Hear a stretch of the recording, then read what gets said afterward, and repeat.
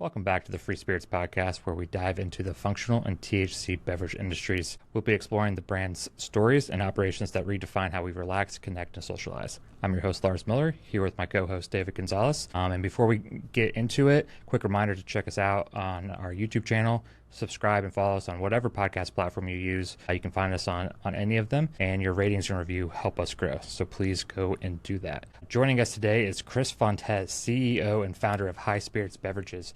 Chris has revolutionized the hemp beverage industry through innovative formulation and distribution strategies, creating one of the first nationally available THC beverage brands. His company is reshaping how consumers think about alternative social beverages. Welcome, Chris. Thanks for having me on. I'm super stoked to be here. So Chris, you and I got a chance to meet, I think maybe a year, maybe 18 months ago. You're flying out to Minnesota to check out this kind of new booming market back then, so to speak. Feels like a long time ago. Yeah.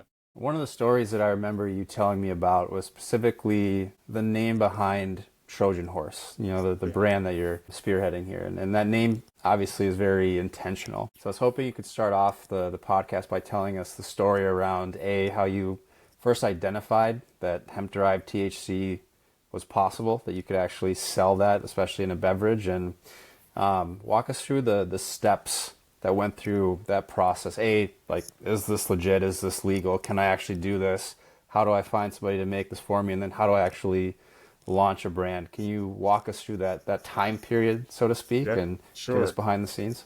Yeah, so I had launched a different company in the space called Hemp-Exchange. And it was a B2B marketplace where we played middleman and sort of escrowed the transaction, more or less, to ensure people were getting what they said that they were selling. They got what they bought, and the money got flushed out. Because of that marketplace, I had to understand the national legal landscape better than pretty much anyone else in the planet at the time. Because if somebody bought a kilo of isolate from Oregon and they wanted it shipped to them in Florida, we had to know, do these states require licensure for this behavior?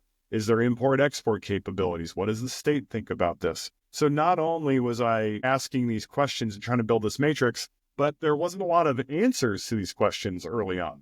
I'd pick up the phone and call a Department of Agriculture and be like, hey, you guys have a hemp program now. They're like, yeah, it's great. I'm like, cool. Do you guys allow for importation and exportation of distillate? And they're like, what's distillate? Right? Wow. I'm like, well, it's, and I would explain the whole thing. And so I was really plowing the field for a lot of regulatory agencies to understand what was even happening in their state, and with the intent of building this legal matrix. Well, because of that understanding of how everything worked, I saw the opportunity to use non-controlled Delta-9 from hemp in formulations and to be intentionally dosed and formulated. It didn't make sense for me to do that at Hemp-Exchange. I feel like it would have been a contrary to my fiduciary responsibility to run that marketplace effectively. We weren't a CPG company. We weren't selling stuff to consumers. But like any good cannabis entrepreneur, you have that bad relationship that you get burned on really bad. That was Hemp-Exchange for me. We ended up having a partner that ran a competitive company that they had 100% of because they didn't want to share equity. They let us plow the fields, and then they copy and pasted what we were doing somewhere else to some extent. And I was able to negotiate out of the contract with that individual and got out of my non-compete for me remitting all of my equity in that space. And then I walked away. Now, it wasn't just me. It was the entire operating staff of Hemp-Exchange that walked away. Wow. When we did, we sat around in a room and said, we know more about hemp than anyone on the planet. What are we going to do with that? Are we all just going our separate ways, or are we doing stuff? And I was at least sold that we're doing stuff. And eventually the whole team was too. So we thought, okay, let's start a company. We have big plans. We don't exactly know where we're going to fit yet. We got to do something to make capital so we can figure out what it is we actually want to do. And we identified through Hemp-Exchange that there were a lot of farmers with type 3 cannabis, which we would colloquially call hemp, even though it's not technically accurate. The high CBD, low THC hemp flower, they were growing it for inhalation, for people to smoke out of a bong or a pipe or a joint, just like you would type 1 high THC marijuana, high THC cannabis. And the problem was a lot of the websites that had popped up to sort of curate this experience or sell products direct from farm to consumer, a lot of these folks didn't know how to grow cannabis. They were like growing it like hay, and they were chopping it and let it red in the field, and then they'd throw it in a bag and sell it. And you'd buy an ounce, and it was brown and non-trimmed, and it smelled like hay and smoked horribly.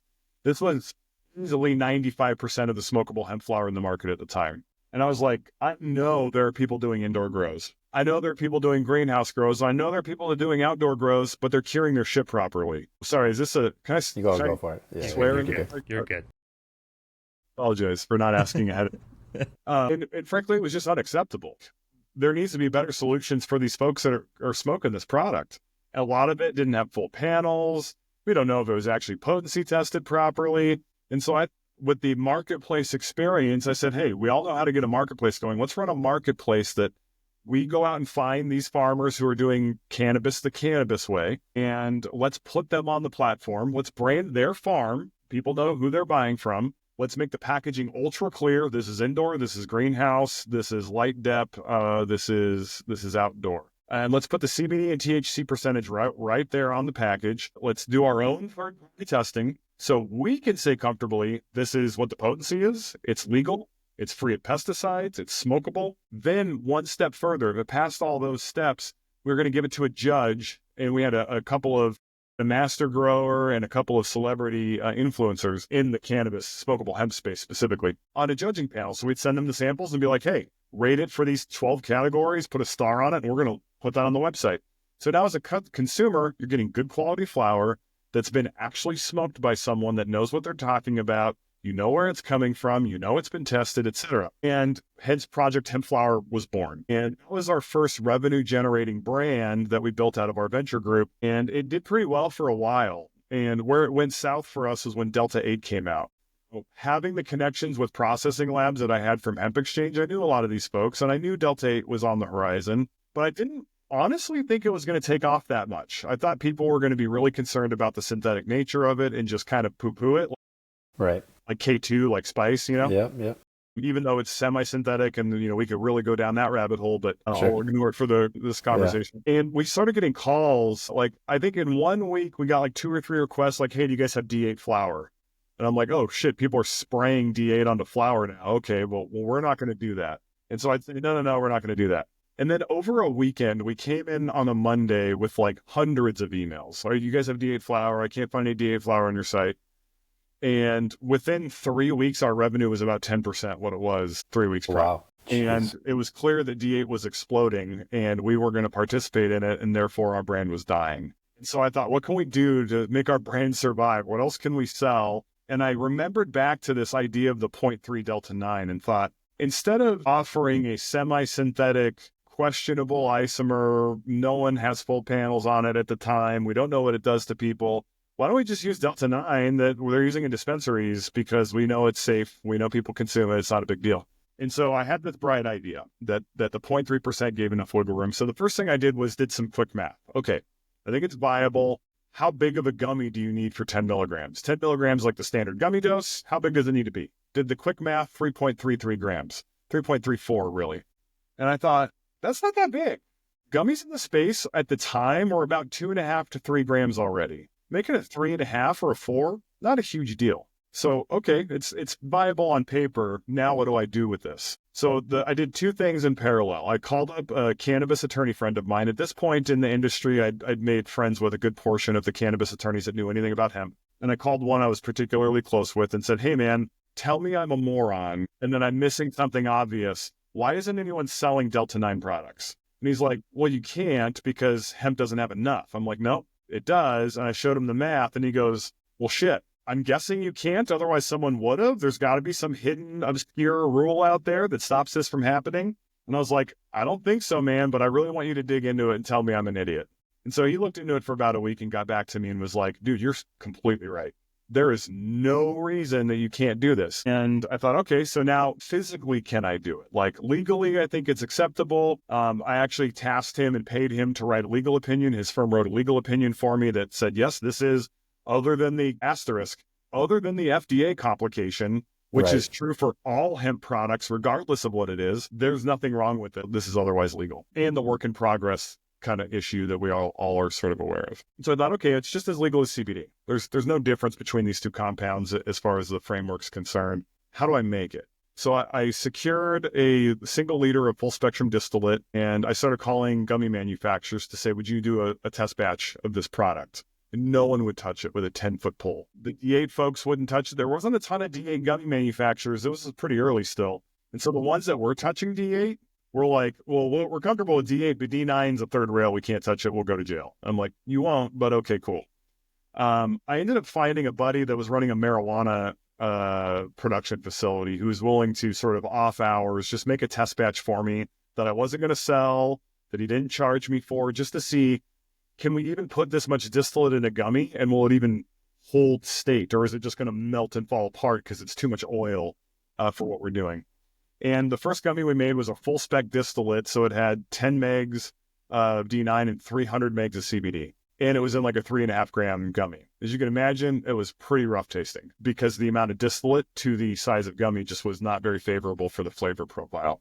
Right. But it worked. It totally worked. I'm like, oh shit, I could sell these right now. And it doesn't matter that they taste like butt because somebody's going to buy them because I can ship edibles through the mail. That's all that matters. But I did want to improve the flavor profile. So I went ahead and figured out if we use mother liquor derived Delta 9 or distillate, if we use mother liquor and we clean it up, that comes out at roughly a 10-to-1 CBD to THC ratio already.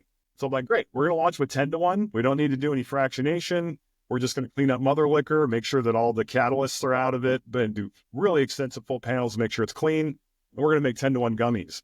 And with that, we launched Trojan Horse Cannabis. We thought it would just be an ancillary product on the Project Hempflower site, but it very quickly took over a Project Hempflower's revenue, and it didn't make sense to keep going with the Project Hempflower name when this Trojan Horse brand was exploding. So we were the first people to do this in any sort of significant way or an intentional way.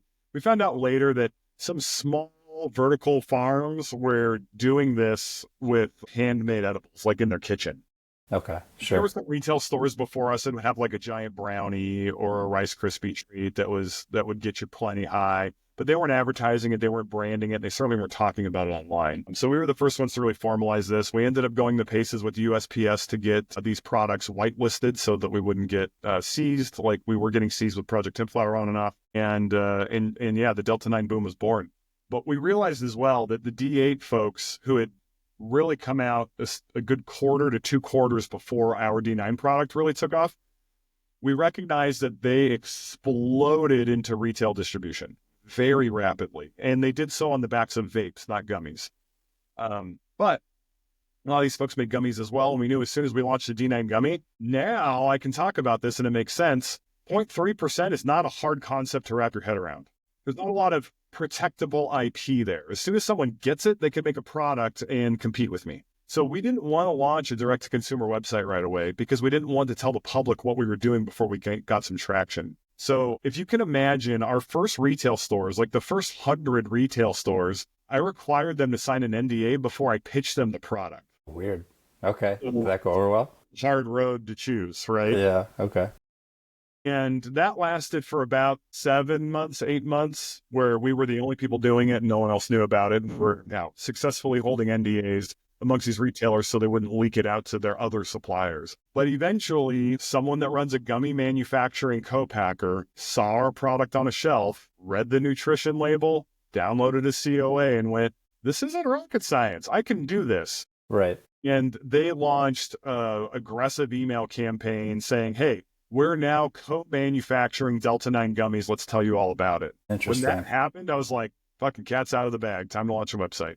So we launched our direct-to-consumer website, hence TrojanHorseCannabis.com was launched. And from that point forward, I spent a lot of time helping new Delta 9 brands understand how to engage in the space, where to get packaging from. Unfairly to me, but fair for the industry. I spent a lot of time making sure that the industry had a lot of players in it that were doing things. And I was taking all the hard work that I had put and distilling it down into a playbook and saying, go do this, go do this. Because I needed some stability. You need people out in the trenches with you. And I was by myself, or almost by myself. Later down the road, as Delta 9 really took off and gummies started commoditizing and this became normal, and people at trade shows stopped losing their mind and freaking out about that we're all going to go to jail. When this normalized a little bit, I started thinking, how can we further differentiate ourselves? How can we more normalize cannabis use?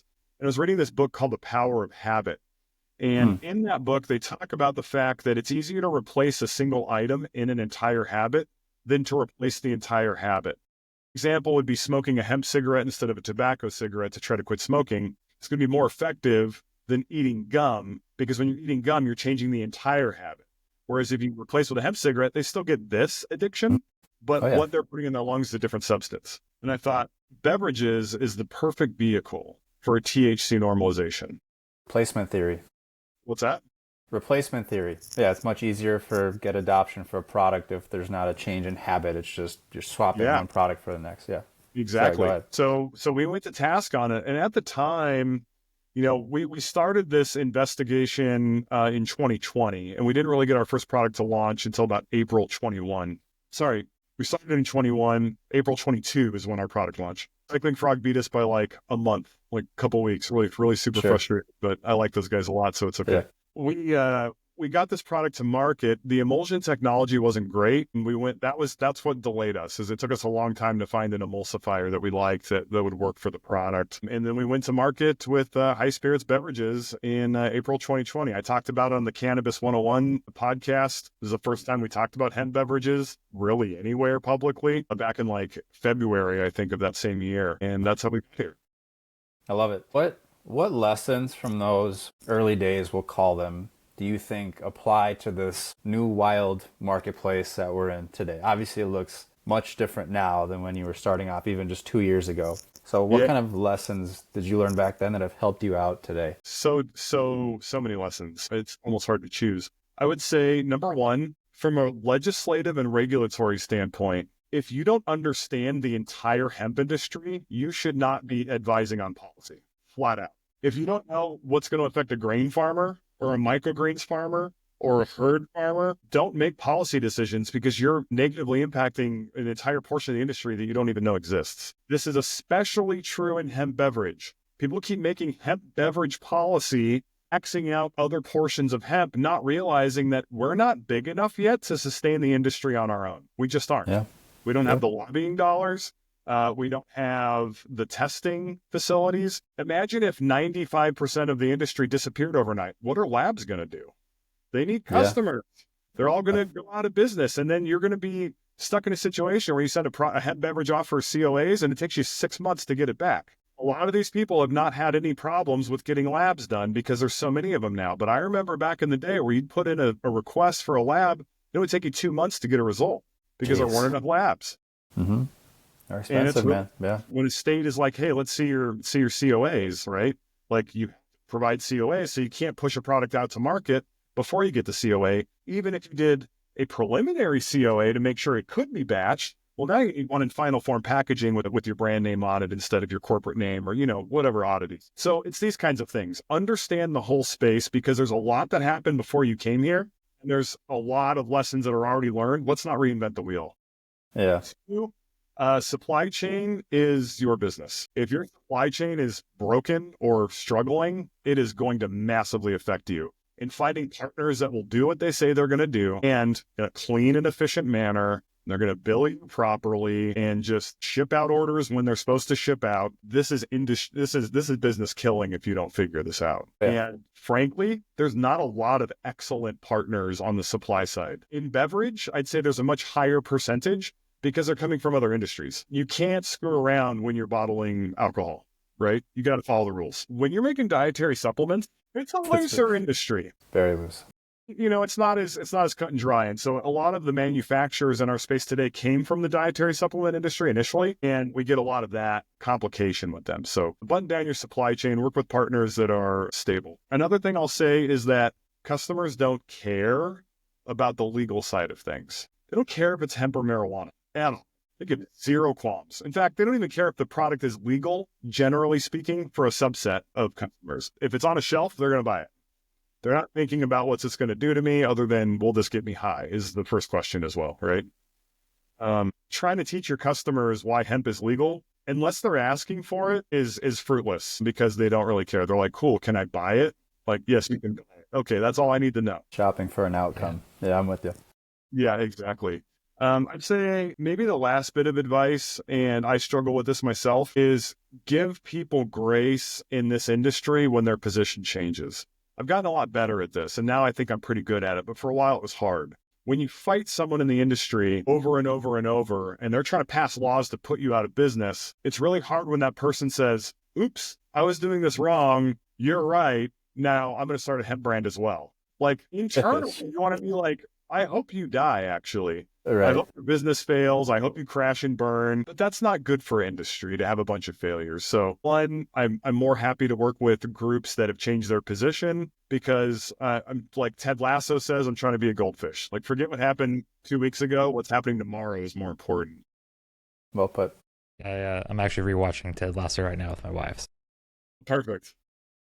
Very timely. So you mentioned quite a bit there, and specifically how deeply involved you are in hemp policy. You serve as the president at the U.S. Hemp Authority and have multiple other leadership roles in the industry at different associations. How did you transition from spending time in your business to being that policy advocate? And, has that involvement in policy work influenced your business decisions? Great questions. It's more like I've transitioned from doing lobbying work into running a business, unfortunately. When you launch a new industry that is lacking regulations and is ambiguously defined through legislation, you really have to put in the activism work to stabilize things if you want to continue your business. Now, I could have put my head down and just focus on my business and let other people do the work. But would they have? Would they eventually come to the table? Probably. But would we go out of business before then? Maybe. So I felt it was critical on a selfish interest. To protect my business, I have to be involved in regulations and legislation. And it's proved to be extremely useful when deciding we're going to deploy to a new state. What state should we deploy to? Really knowing the political climate in that state intimately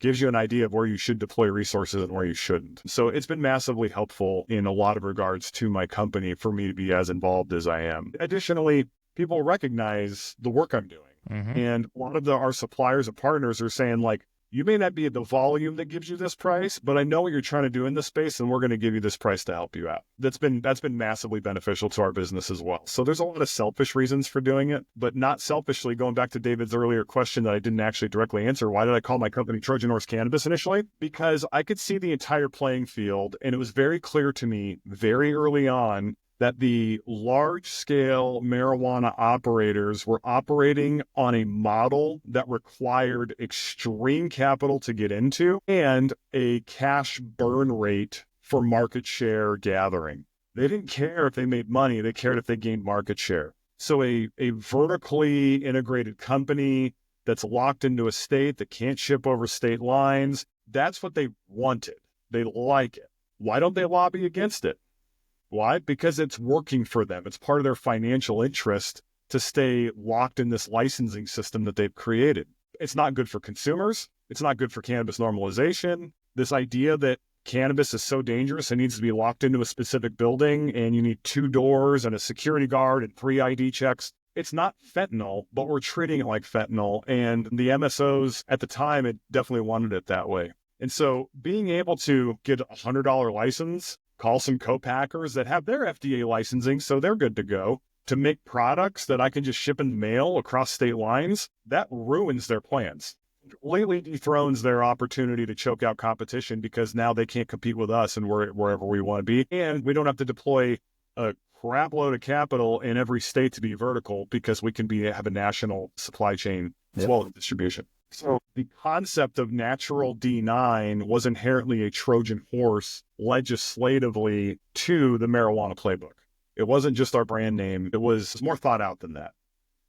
So in order to make that come to fruition, somebody has to go fight that fight, right? And so it was on me. I was the only person doing it initially. And that's not true, but I was the only person advocating for Delta 9 in this particular strategy. And even the roundtable, which I'm now on the board of, was adamant that getting high from hemp is not a good thing. And so they were lobbying against it initially. And it's weird to say that now that I'm so involved with roundtable, we're doing so much good work on the Hill to protect this category, but they were anti this category. And the CIA was anti this category. SEC was and still is, but I don't know how much longer that will last because all of their operators are jumping into the hemp space. So they'll flip eventually. THC is against this strategy. They still are, but that's a problem. NIHC got on board. Was it kind of against it? Now they're on board. It was a lot of phone calls and putting in the time and changing minds one-on-one until they had this epiphany moment of like, I see your vision. This makes sense. So I feel like it's been required. And I feel like now going into 2025, there's enough momentum outside of me that I don't need to be the guy anymore. And I've networked well enough that I can be hyper effective by making a couple phone calls and saying, you people need to talk, go talk. Right. And here's where I would like the conversation to go. And then I can step back and I'm done. I don't need to do the work. I'm more facilitating conversations and thoughts than actually writing policy or getting heavily involved in that sort of stuff now, which allows me to focus more on my operation, which is why High Spirits is now doing much better than it was 2 years ago. That's awesome. Just remind me, one of the SKUs is called Oracle, correct? It was. Now we just okay. Lemon, but yeah. Okay. I was going to say, I'm hearing your answers and there's a little bit of, I'll call it clairvoyance, forecasting, whatever Oracle term you want to use, but you saw this market in front of you. You saw this opportunity. You saw what it could be, noticed the paradigms of that time and said, well, if we have this vehicle for these kinds of products, then this kind of reign of supremacy can come to an end. So I guess the first question I have for you is, put yourself back in those days when you're first learning about this opportunity and seeing where it's at today now. Does what this market looks like today, is that on par with what you thought, how this would all shake out? Is this the market you anticipated would happen? Probably some yes, some no. And then after that, where do you see this going in the next 3, 4, 5 years? If we continue your oracleness and forecast even further, what do you think this starts to look like? Yeah, so I think that in regards to hemp-derived Delta-9 products, that's going the direction I thought it would. Delta-9 is now taken over the market. It's more prominent than Delta-8, it's more prominent than THCA, and definitely than the other altinoids. I thought it would go faster than it did, to be honest. I'm not here to knock anyone's Delta-8 brand, but it's wild to me that someone said, I've got converted Delta-8 or natural D9. What product do you want? Like, why is Delta-8 still a thing? I say that all the time. Question, but it did blow my mind because I was like, just use Delta-9. And people are like, yeah, but Delta-8's more mild. I'm like, then use less Delta-9. But it doesn't give me panic attacks like Delta-9 does. Cool, add CBD, problem solved. Like, there are solutions outside of Delta-8 to get a Delta-8 experience. But the reason Delta-8 didn't go away like I thought it would is because it works for vapes and Delta-9 doesn't. Right. And the THCA thing didn't come till much later. So Delta-8 held this foothold and continued to grow massive market share through vapes. And Delta-9 was really only gummies. We couldn't do vapes. Still can't do vapes, Delta-9. So I didn't think it was going to happen as slow as it happened, but we got there. The hemp beverage boom is happening exactly like I thought it would, and frankly, a little faster than I thought it would, which is great. Where I didn't think things would go, other than Delta-8 going away, an extension of that same thought process is I did not anticipate THC-JD, THCP, Delta-10, HHC, HHCP. And all of these other altinoids that are just getting randomly made and thrown out in the market. And to some extent, I'm not super excited about that side of the industry. Sure. I think it brings a lot of negativity. It is difficult to sell to senators and regulators. Yeah. It's confusing. It's a small part of the market. Yeah, and we're fighting over, there's entities that are, I would consider a comrade in arms here. We would have an internal disagreement about this concept because my thought process is, this is 10% of your business. Why would you sacrifice the 100% for the 10%? Drop the 10%. Let's stop these arguments and let's just talk about Delta-9, Delta-8, because Delta-8 is pretty standard now, and I think it's more accepted in a legislative discussion. So all the altinoids really blew me away, and I should have seen it coming. I didn't anticipate the THCA thing, and here's why. When I was running Project Hemp Flower, I knew you could sell THCA flower, but I didn't know where to get it. Right? All of the hemp flower we sold was above 0.3 total THC. Why? Because that's how type 3 cannabis works. Right now, with the genetics that are out there, if you grow a bushy horticultural type 3 plant with the intent of smoking it, by the time you buck it, trim it, and cure it, you are going to be over 0.3 total. Not by a ton, somewhere between 0.5 and 1%, generally speaking, but you're going to be over. And so initially, I was one of the first people that had to defend THCA flower. It was just a way smaller percent. People were like, whoa, that's 0.7. That's illegal. I'm like, no, it's 0.2 Delta-9, 0.7 total THC. THCA isn't counted in this. And so I started that argument a long time ago. So I knew it was possible. But what I didn't wrap my head around was if you really dialed in your process, you could find like a 10 to 12% total THCA flower that would comply with your pre-harvest testing and total T, but still hit those numbers post-harvest. I also didn't anticipate imports, and I also didn't anticipate marijuana companies letting product go out the back door that failed testing that is now sold as THCA flower, which is what's happening sometimes. It caught me totally off guard. From a legal standpoint, I can academically argue all day long that THCA flower is legal. People go, where do they get it? And I'm like, well, there's a couple ways to do it that are legal. You can import it. When you're importing it, if it's 20% THCA, but 0.1% Delta-9, that is a hemp product by definition and can be imported. You can grow these things with some extent. I don't think you're really going to get a 25% THCA, but you could hit 10 to 15 with the right genetics. The problem is, I think this is very little of the market. I think a lot of the market is black market or legacy market, if you will. So that caught me way off guard. I wasn't anticipating that. Where we're going, I think THCA has got his days numbered. Okay. And the cannabis activist in me is sad to say that, because take the regulatory confusion, take marijuana companies being pissed off at us, take all that shit away, the intent of the Farm Bill, and just think about it logically. Should adults be able to buy flower and have it shipped to them in the mail? I think so. Should they be able to buy pre-rolls at the gas station? I think so. Is there a percentage limit that I feel comfortable with? I think so as well. I think 30% pre-rolls, maybe not gas station, 10% pre-roll that's a type 2 flower that's 1-to-1. That's a great gas station pre-roll. I think these things should exist for the normalization of cannabis, but I understand the difficulty in getting that legislatively approved. Essentially, we're saying we're going to make type 1 cannabis legal, but, wink, wink, right? That's hard. Yeah. Let me switch gears on you then. So one of the trends that obviously a lot of people are catching wind of these days is how the people you were referring to earlier who had this chokehold on the market are now singing a different song, launching their own products. You have companies like Tilray out of Canada launching drinks. You have MSOs launching beverages, gummies. They're all looking at this hemp opportunity now. And there's this kind of shift that's gradually happened where instead of spending money on fighting this inevitable market from coming, now they're saying, all right, let's just join in on the fun, so to speak. Was that something that you anticipated looking at this market? Did you think that behavior would happen, that there would eventually be all these big MSO, big players come in and say, well, there's money to be had or customers to be had, we're going to come in and use our resources to come and take those? Or did you think that they were going to just completely plant a wedge and say, we're going to fight this tooth and nail until the end of time? And I guess, what are your thoughts on having these big operators now cast their eye on this marketplace and say, we're not going to let this pass us by? So I thought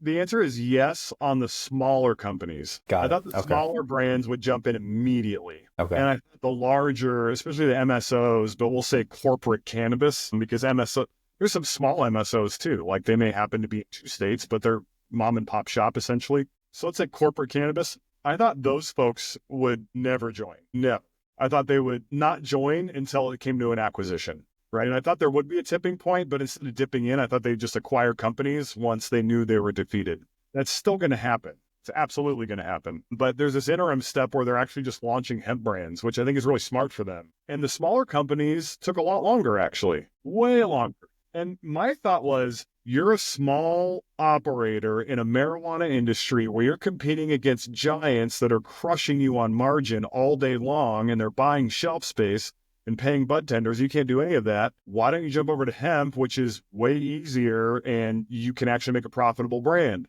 And while that's still true today, what I didn't account for was this weird, well, I'm a trader to cannabis if I sell hemp. This doesn't compute in my head. Like, it didn't occur to me as a thought process, because to me, growing up in an era where all cannabis was illegal, there was no medical market. You just bought weed off a guy you knew or you didn't. To me, this is progress. There's no, you're a turncoat because you're selling hemp. I'm like, you're a turncoat because you're not selling hemp. Like, this is cannabis normalization. Let's make it happen. So I underestimated the entrenched nature of these folks and them immediately seeing it as a competition and not an opportunity. And so I've spent a lot of my time trying to change the mind, like, this isn't competition, it's an opportunity. You need to engage in this, change your mind on it. And now we're there, it's hard to find a marijuana person these days that doesn't go, yeah, we're engaging in the space, or we're thinking about engaging in the space, right, or we've been in the space for a year and a half. It really is. And now when I talk to people who are super adamant against it, I'm like, you're weird, and in 3 months you'll be changing your mind, so I'll just wait it out. You're like, it's inevitable at this point.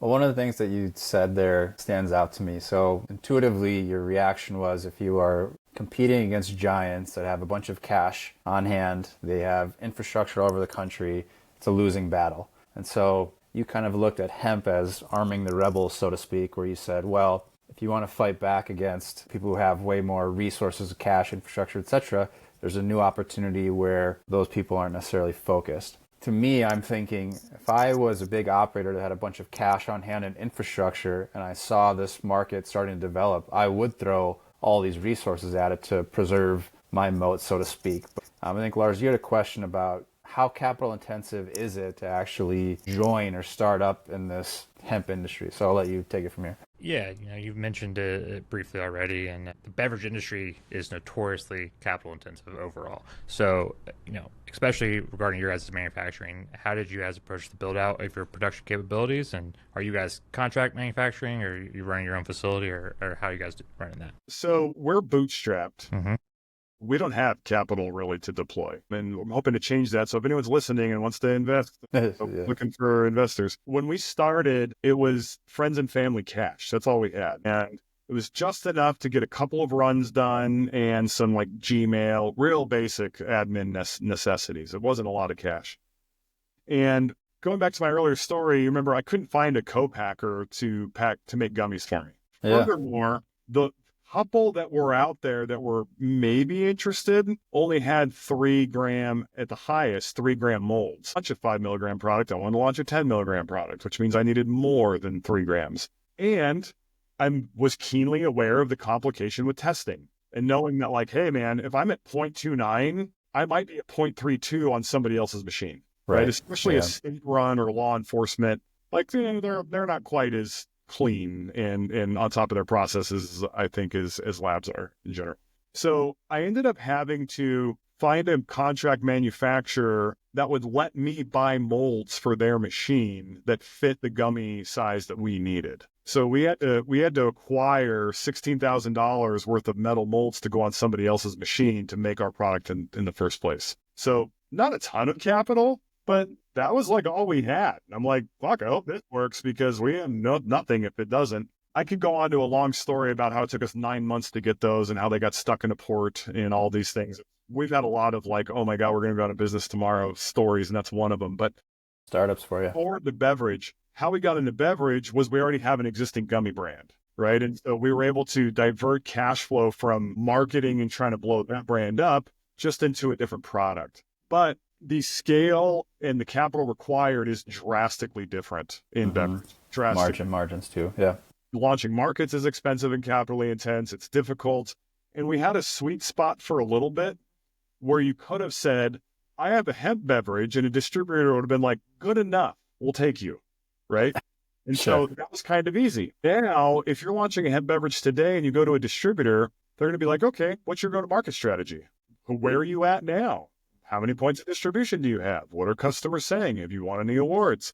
And if you can't answer some of those questions, it's a lot harder to get into the space. So you have to have more capital today to start a hemp beverage brand than you did 2 years ago.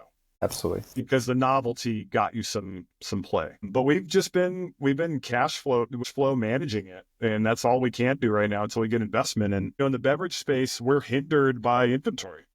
Mm-hmm. We have to put out cash to make inventory. Then that inventory has to go through testing. Then it gets palletized or concurrently palletized while we're waiting for testing. Then we sell it to a distributor on their schedule when they need it. Then we're on net 30 terms once it delivers to their facility. And a lot of these folks still mail checks for some reason. I don't understand why.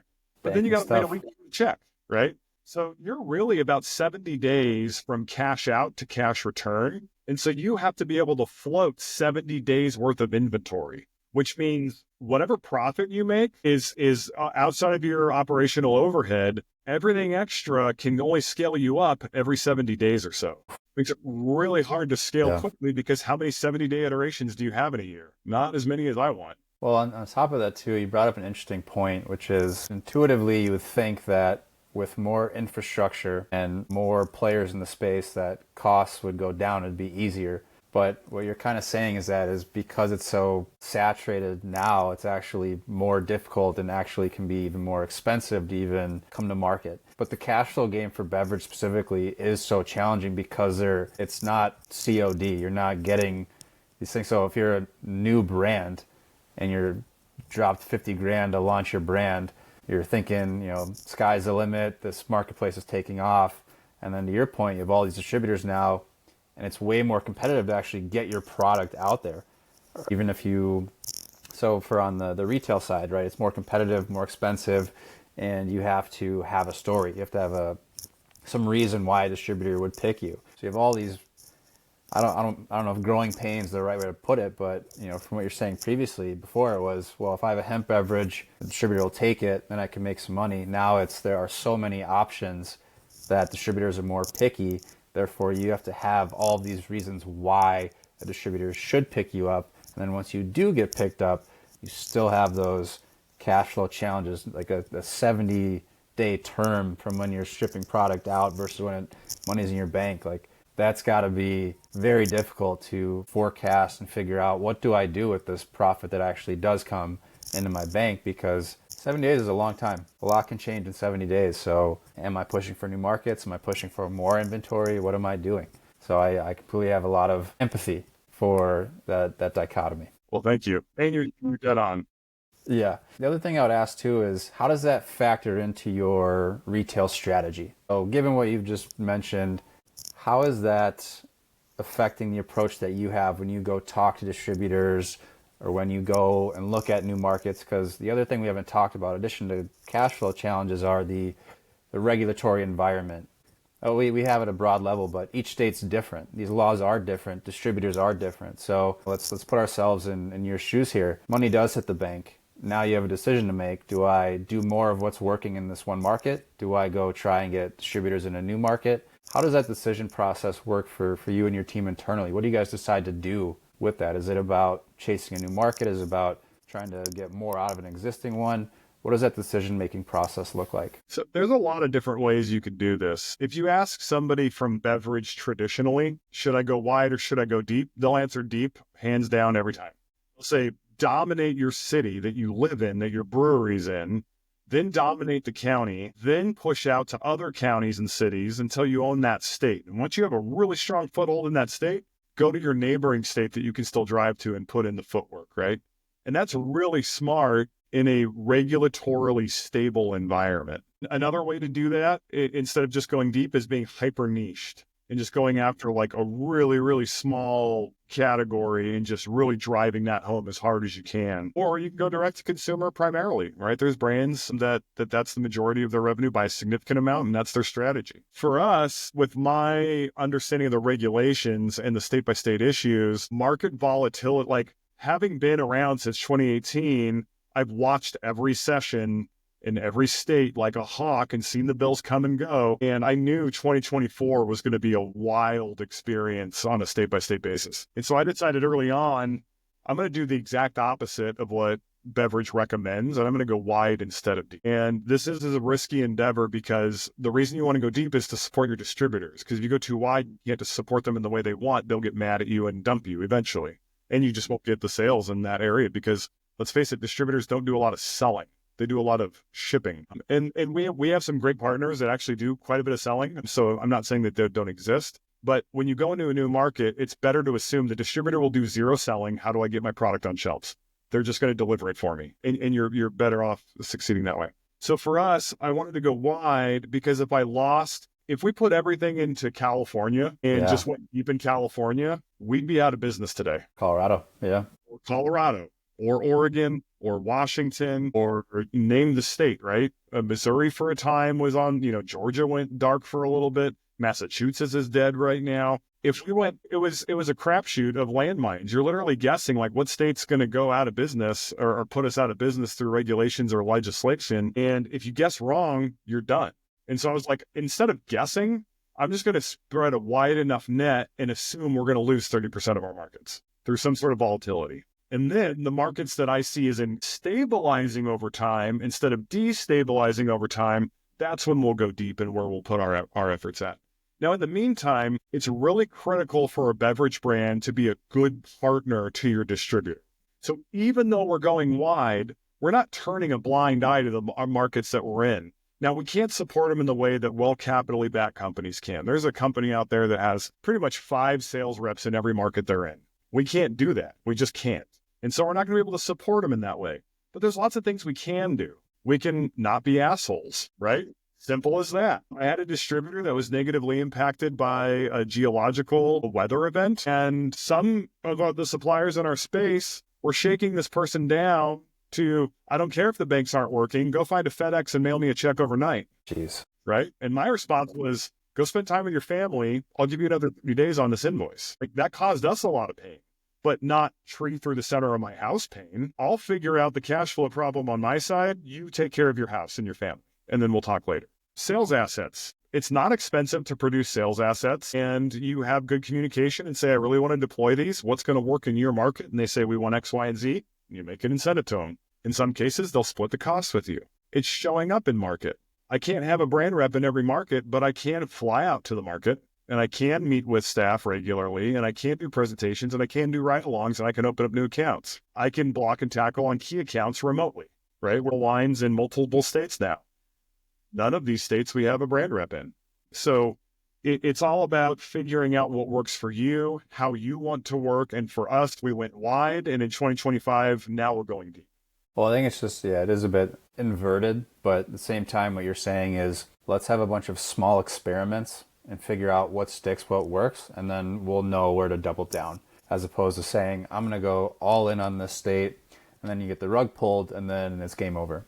So some might see it as risky, but in essence, you're kind of hedging your risk to some extent because you're saying, well, if this market fails, I know I have all these other ones where I can then at least plug that inventory right back into and then keep this thing afloat.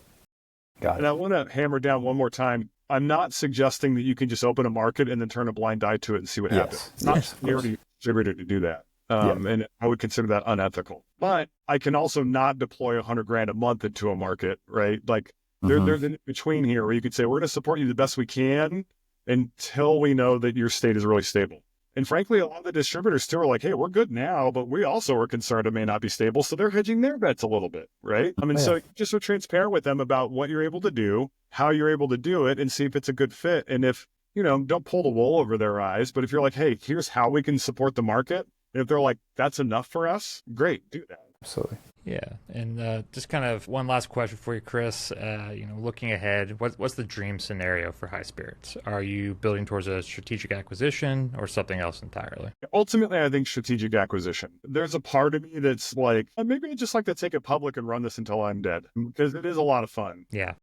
But I think there's other things going on in my personal life that I'd like to give some attention to, my family and those sorts of things. And so I don't have a timeline on it right now. I think realistically within the next 3 years, it'd probably be my hope. And, when we're raising funds, that's the story I'm telling. And I'm not saying it's a story, it's accurate. Today, my goal is to exit. But if I've learned anything from this space, it's pivoting is fucking everything.